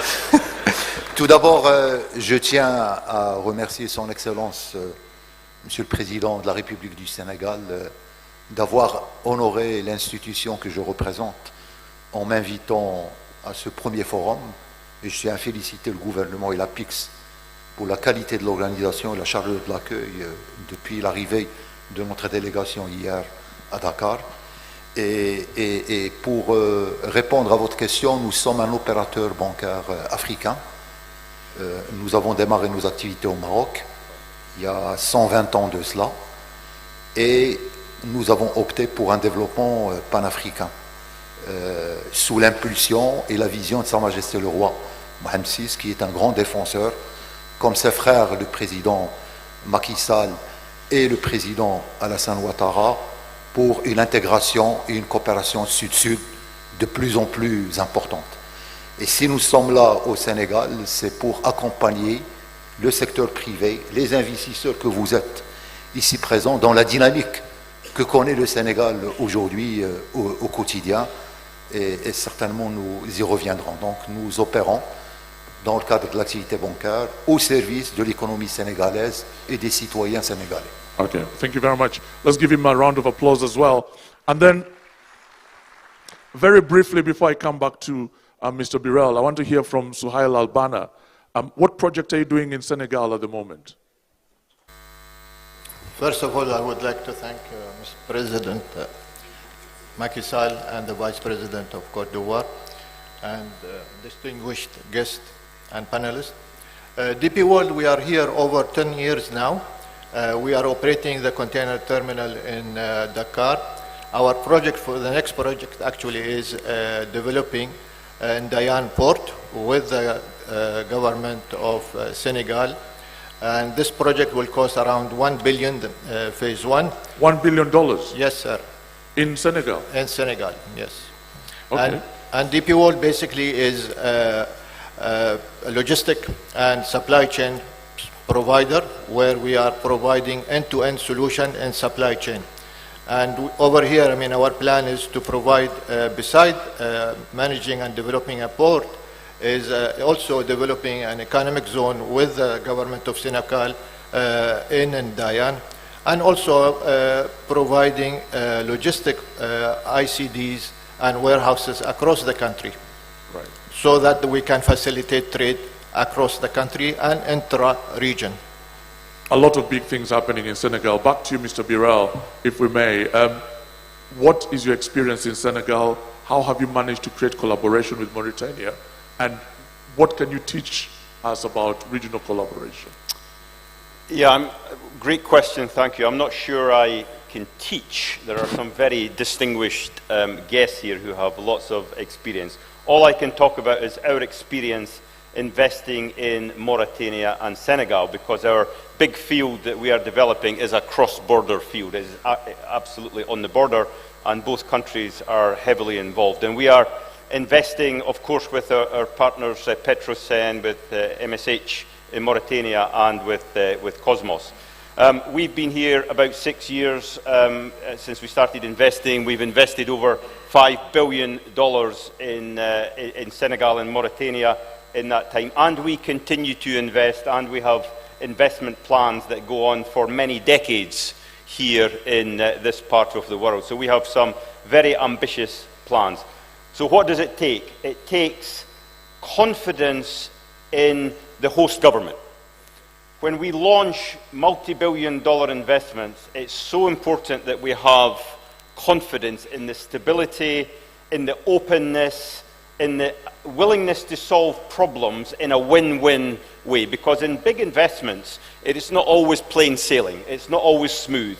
There are sometimes problems that must be solved on a day-to-day, month-to-month basis. And private companies need cooperation from governments to solve big problems. And we've had a tremendous experience under the leadership of President Macky Sall here in Senegal, under the leadership of President Ghazouani in Mauritania, to solve some incredibly large problems as we've continued to march towards first production on GTA, and we've continued to march towards finding a development solution for Yakaar-Teranga. So that has been our experience, a government that is open, it's willing to discuss, it's willing to solve problems, and always keeping the destination in mind. Right, when you say problems, are you able to illustrate one of the problems that you're able to resolve with the government, how that worked, and what the benefits of that would be or have been?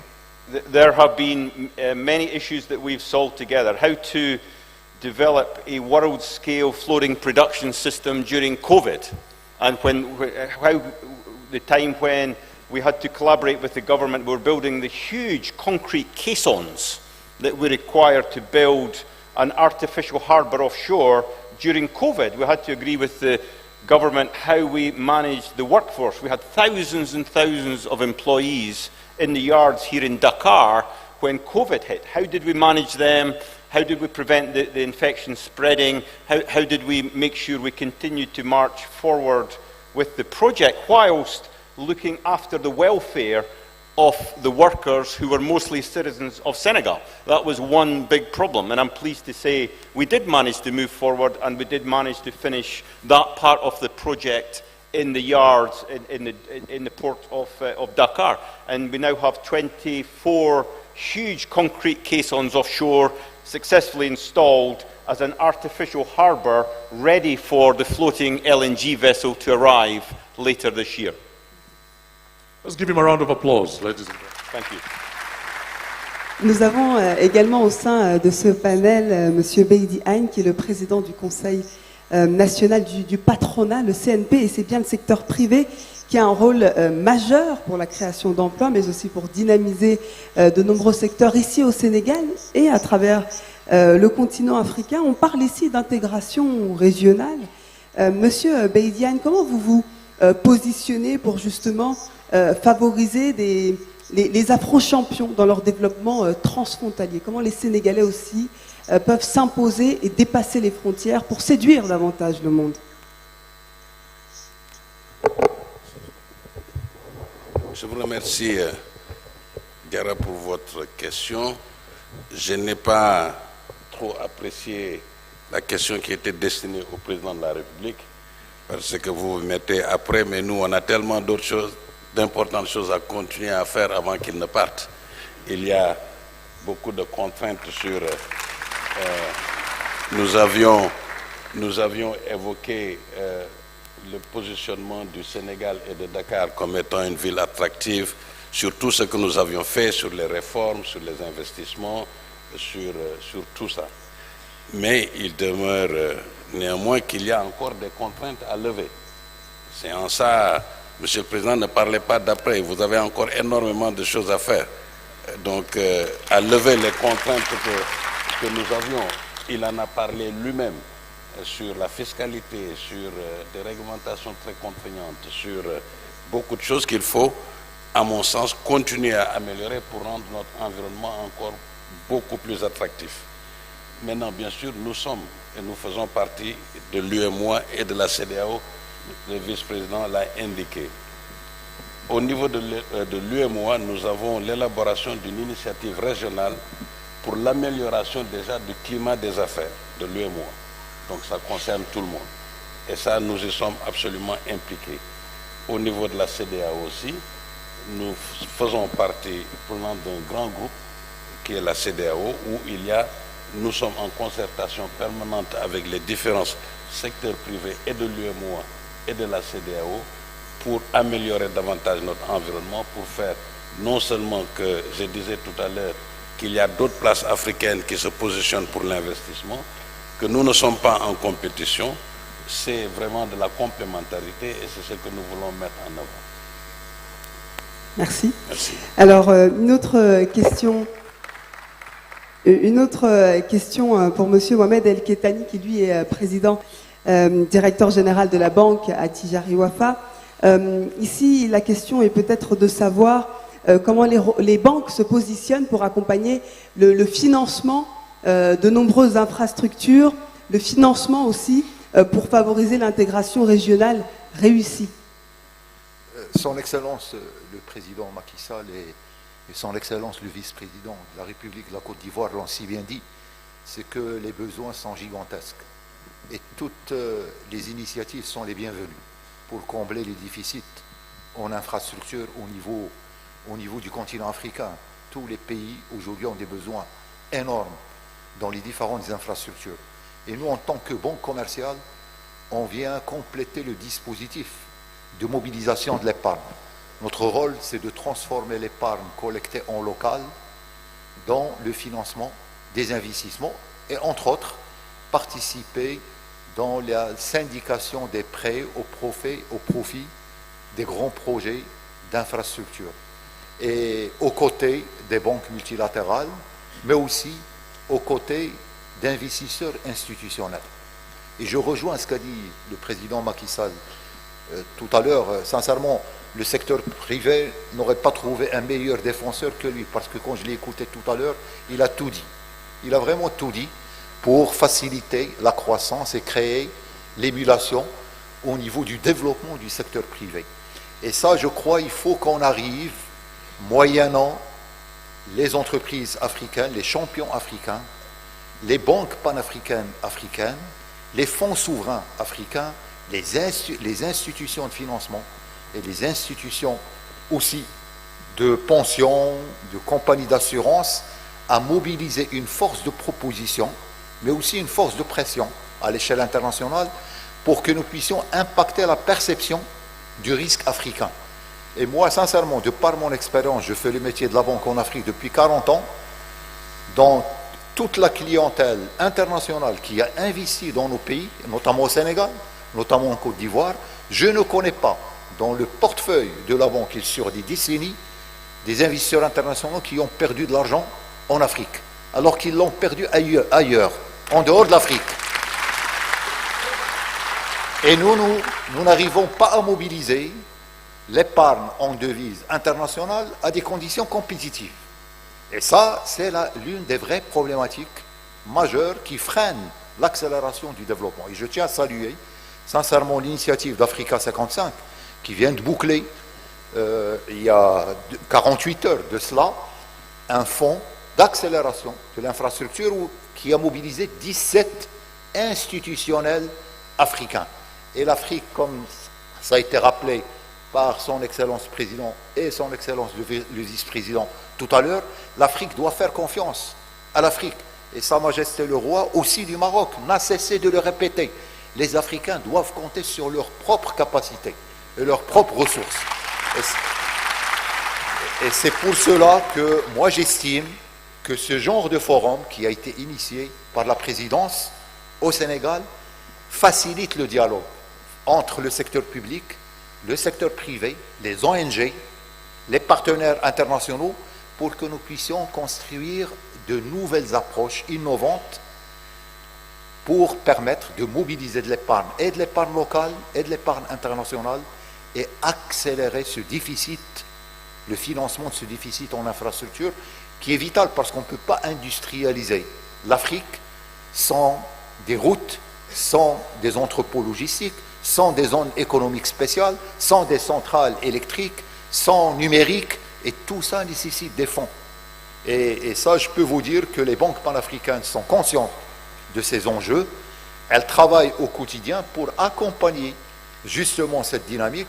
Et je tiens là aussi à rendre hommage, puisque nous sommes dans un forum qui parle de l'investissement au Sénégal. Nous avons investi en 2006, notre première opération d'investissement au Sénégal en 2006, et nous en sommes très heureux et vraiment très satisfaits, nous-mêmes en tant qu'investisseurs, parce que nous avons suivi tout au long de ces dernières années, là aussi, toutes les réformes structurelles qui ont impacté la croissance économique du pays, qui ont aussi créé une classe moyenne, des ménages de la classe moyenne que nous servons au quotidien dans le réseau de CBAO et du Crédit du Sénégal, comme le font nos confrères au niveau du secteur bancaire sénégalais.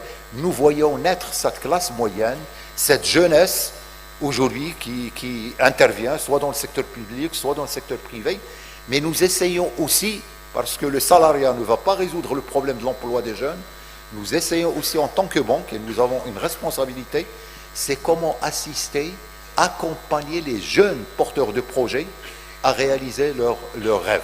Et ça aussi, c'est un challenge très important qui se pose au niveau des banques africaines.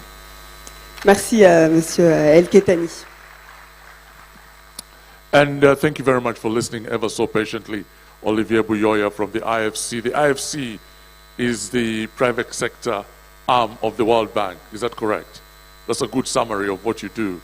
I'm just wondering, having listened to what their excellencies and the various panelists are saying, are you seeing what opportunities as a lender are you seeing in the private sector in Senegal, in the region? What are you seeing as opportunities, being the man that's keeping an eye on the whole of West Africa for the IFC? Thank you, my brother from Uganda, but allow me, since we're in Senegal, to respond in French, if you don't mind. Tout d'abord, permettez-moi de commencer par remercier Son Excellence, Monsieur le Président de la République, Madame la Ministre de l'Économie, Monsieur le Directeur Général de la PIX, pour l'honneur de nous avoir associés à cet événement. Nous sommes très heureux d'être en partenaire de ce premier forum d'investissement au Sénégal, parce qu'effectivement, comme la question a été formulée, le mandat de la Société financière internationale au sein du groupe de la Banque mondiale, c'est vraiment de se placer à équidistance entre le secteur privé, dont nous avons mandat d'aider, mais aussi les États qui sont actionnaires, qui nous demandent de pouvoir mettre en place les financements, mais l'accompagnement à tous les pans du secteur privé dans les pays où nous opérons. Au Sénégal, pour répondre à votre question, en termes d'opportunités, nous sommes présents, c'est le bureau régional d'Afrique de l'Ouest et à Dakar depuis des années. Nous avons plus de 150 personnes ici et nous avons un portefeuille d'investissement qui approche le $1 milliard dans tous les secteurs de l'économie parce que, en réalité, comme les films que nous avons projetés tout à l'heure l'ont démontré, les opportunités sont nombreuses. Peut-être, je vais en citer 3. D'abord, Monsieur le Président de la République l'a mentionné, le Sénégal va rentrer dans le club fermé des producteurs de pétrole et de gaz, mais comme il l'a dit, l'objectif, ce n'est pas de faire du Sénégal un pays de rente, c'est de pouvoir utiliser ses ressources pour pouvoir investir dans les infrastructures, dans les industries, que ce soit les industries, les structures énergétiques, mais aussi les industries de production. Les opportunités pour ceux qui veulent s'installer au Sénégal sont régions dans ce domaine-là. Ensuite, peut-être qu'il n'a pas fait été mention suffisamment du secteur agricole parce que le Sénégal regorge des opportunités considérables. Et pour revenir à ce que disait M. El Kettani, effectivement, les financements, le problème de financement du secteur agricole se pose avec acuité. Aujourd'hui, que ce soit l'ASFI, que ce soit mes collègues de la Banque mondiale, ou nos partenaires de développement, que ce soit la BOAD, la Banque africaine et les autres, nous avons pris conscience, et M. le Président de la République nous l'a rappelé il y a quelques mois, au moment de l'organisation du sommet sur la souveraineté alimentaire à Dakar, de l'importance d'investir dans le secteur agricole. Et aujourd'hui, nous le faisons en attirant les investisseurs privés, certes beaucoup du Maroc et de l'Afrique du Nord, qui voient le potentiel de la production et aussi de la transformation de produits agricoles. Le dernier secteur, et aujourd'hui, là où nous sommes, est un bel exemple, nous sommes dans une ville nouvelle. Le Sénégal, comme les pays de la sous-région, s'urbanise à grande vitesse. Ceci veut dire qu'il y a des besoins considérables en termes de logement et de logement spécifiquement pour, je dirais, ce qu'on appelle les logements abordables. Comment est-ce qu'on fait pour créer les conditions? Monsieur le Président de la République a parlé du climat des affaires, il a parlé de cadre réglementaire. Comment est-ce qu'on fait pour produire les logements dont les Sénégalais ont besoin? Et derrière le logement, le secteur de la construction, c'est le secteur qui crée de l'emploi. Donc l'agriculture, le secteur du logement, de la construction, tout ça va contribuer à créer les millions d'emplois que ce pays regorge. Et comme a dit le Président de la République, ce n'est pas le secteur public, c'est le secteur privé qui créeront les emplois dont nous avons besoin. Merci. Let's give him a round of applause. Urakoze chane, as they say in Burundi. And if I can very quickly pivot to Suhail Albana from DP World, $1 billion in a port project in Senegal, that's likely to have a very huge impact. I'm really interested in hearing what impact you foresee, but also the element of risk. Sitting where I sit, there is a need to redefine risk, and the President was very clear about this. The perceived risk is not the real risk. How do you decide on investing so much money in an economy like this and mitigating the risk as well? Even though, to be honest with you, the risk is defined by other people, not necessarily Senegalese or Africans for that matter. Yeah, as I mentioned, we are in Senegal over 10 years, and we have improved the performance in the port drastically now. It's one of the best performing. If you move your microphone a bit closer. Yeah. It's one of the best performing port in Africa, the port of Dakar at this moment. And also the volume has increased threefold, which means that the economy of Senegal is growing on average of 9% annually. At the same time, the stability of the government and the security and the safety that is available in the country, plus the consistent policies of the government and the full collaboration that we have between a private organization and the public sector through the government and through the Port Autonome of Dakar and Apex, we found the ground is encouraging to develop and also to invest more in the country. The country is growing very fast, as you know, and we believe in the new generation and the quality of their skills and qualification that we have. Even, I mean, most of our management team and also the employees are Senegalese, and some of them actually we move them to the regional office and to other terminals in Africa and other places. So here what we are saying is that, I mean, the new generation are very ambitious. They want to grow and have dreams to grow outside even the country. On top of that, the economy is performing very well. The policies of the government is very encouraging for a private company to invest, and also the security of the investment that we have done up till now, and repatriation of the dividends is very easy from Senegal to anywhere in the outside the country. And on top of that, I mean, we have ease of access to finance from different, I mean, international banking systems.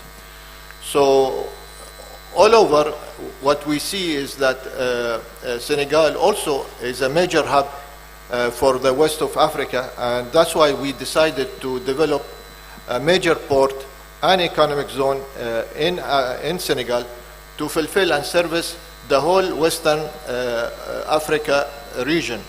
It's not just for Senegal only. And from that perspective, I mean, the infrastructure and the transport infrastructure that is being developed in the country is promising that, I mean, the connectivity between other hinterlands and countries in the region will be ease of access of transportation through rail and through the trucking and by sea and by air is developing very fast. So from our perspective is we believe that the risks are very minimal and the opportunities are great and vast, and that's why we want to be part of this success. Thank you very much. Let's give him a round of applause. Merci infiniment. On arrive déjà à la fin de ce panel présidentiel. Peut-être, Monsieur le Président de la République, un mot de la fin pour conclure cet échange. Oui, merci beaucoup. Je voudrais dire que je salue l'intérêt croissant des grands groupes privés en Afrique. Et rien que les représentants de ce panel, vous avez 5 milliards de dollars de BP investis sur le jugement frontalier sénégalo-mauritanien, 5 milliards de dollars, 1 milliard de dollars pour le port de Ndayane, ça vous fait 6. Michel Katani, je ne sais pas combien d'investissements, mais ce n'est pas moins de... et les milliards de dollars, je ne parle pas de la salle. C'est vous dire simplement que les besoins en financement de l'Afrique, ce ne seront pas des financements publics seulement. Les financements publics vont être très infimes par rapport aux besoins de l'économie et aux besoins de la croissance africaine et de l'emploi. Et ça, si nous le comprenons, nous, pouvoirs publics, nous allons faciliter justement l'installation des groupes privés, l'installation du secteur privé. Maintenant, nous devons travailler avec nos partenaires dans la gouvernance mondiale pour changer les règles. Changer les règles, c'est ce qu'on vient de faire à Paris lors du sommet. Je salue cette initiative du président Macron pour qu'on comprenne que les règles anciennes qui ont gouverné jusque-là les grandes institutions multilatérales ne sont plus fonctionnelles, ne s'adaptent pas à la situation réelle. Quand vous avez un instrument qui ne s'adapte pas à la situation, vous le changez. Et donc, il faut d'abord changer le système de notation. On le voit bien, qui est très éloigné des réalités. Ceux qui investissent réellement, qui mettent autant de milliards, ils viennent, ils font confiance au pays. Pourquoi ceux-là qui n'ont même pas mis les pieds dans les pays vont dire que c'est des pays à risque et donc vont créer une crainte qui n'existe pas, qui n'existe que dans la perception. Mais cette crainte va alourdir le financement. Et c'est là où nous devons agir ensemble, secteur privé, pouvoir public, mais aussi partenaires de grands pays. Et je pense que dans quelques mois, nous pourrons agir pour vraiment aller vers un progrès, pour que ces grandes institutions changent également leur méthode de travail, changent les approches et que l'Afrique puisse accéder au marché des capitaux dans des conditions assimilables à celles que les autres pays du monde, n'est-ce pas, dont ils bénéficient. Je voudrais vraiment encore une fois remercier les uns et les autres et dire que l'État également est investisseur. Puisque dans le projet de Dubai Port World, dans le port de Ndayan, nous investissons à hauteur de 40%. Nous sommes co-actionnaires avec DP World. Donc les États sont également des États investisseurs. Ce n'est pas seulement la régulation, mais nous devons, sur BP, nous sommes également actionnaires à hauteur de 18 ou 20, je ne veux pas faire de polémique là-dessus, mais enfin, nous discutons aussi avec BP, comme il l'a dit, sur la question de Yakar Teranga, parce qu'il y a le grand jugement Tortue Ahmeyim qui est la priorité, d'accord, mais nous on a un jugement qui dort à côté, à Kayar, c'est que les investissements sont lourds, mais pour nous, Kayar est aussi important que Yakar Teranga. On ne peut pas le laisser en jachère. Il va falloir qu'on trouve des solutions pour aussi exploiter ce jugement, surtout pour développer le gaz domestique, parce que notre gaz ne doit pas servir simplement à transférer du gaz en LNG pour l'extérieur, mais aussi en gaz pour l'électricité, en gaz pour les fertilisants. Et c'est ça qui va changer vraiment la transformation de nos pays. Voilà ce que je voulais dire. En vous remerciant également, on a les grands groupes représentants de RFI et de BBC. En tout cas, merci beaucoup et je suis très fier de votre management. Merci infiniment, Monsieur le Président.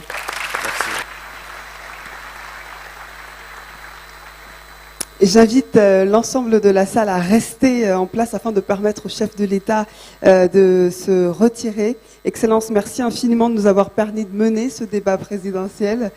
Et on va faire peut-être procéder. Alors oui, on va dans quelques instants procéder au panel ministériel. Restez bien en place, s'il vous plaît.